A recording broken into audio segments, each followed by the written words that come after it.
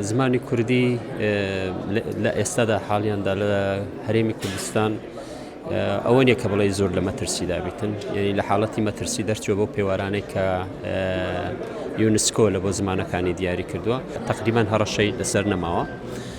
ئەوەش بەهۆی چییە؟ بەهۆی ئەوەیە کە هەم زمانێکی کارایە، هەم زمانێکی کارامەیی خۆی هەیە، هەم زمانێکی شەکە کەوتۆتە ناو دنیای دیجیتال و ئینتەرنێت و AI و ئەو بابەتانە و خوێندن و نووسین و ئەو بابەتانەشی پێ دەکرێت. لەوانەیە بۆ حاڵیان باش بێت، بەڵام لەوانەیە بۆ داهاتوو هەندێک تووشی مەترسی ببین، بەڵام مادەم کەوتۆتە ناو دنیای دیجیتالەوە مەترسیان ئەوەیە کە مەسن ئێستا دەتوانین بڵێن نزیکەی لە 60 قوتابیەکانی بناڕەتی ئێمە یان با بڵێن ئەوانەی کە دەست بە خوێندنی ئیبتیدایی دەکەن با بڵێن تقریبان بە زمانێکی غەیری کوردی دەخوێنن و ئەوە بەخۆی مەترسیەکی گەورەیە بەڕاست. تابلۆکانی کە بەتایبەت مەسن لە سەر دوکانەکان و ناو بازاردا دەبینی بەپێی ئەو لێکۆڵینەوانەی کراون زمانی کوردی لە پلەیستێمە ئیرادەیەک نییە کە با بڵێن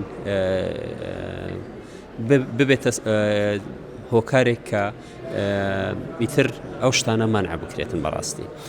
بۆ لەوانەیە پارێزگای هەولێریش ئەگە لە بیرتان بێت پار بوو یان پێرار بوو کە بڕیارێکی دەرکرد، بەڵام تا چەند جێبەجێ کراوە هەروەکو خۆیتی تقریبن.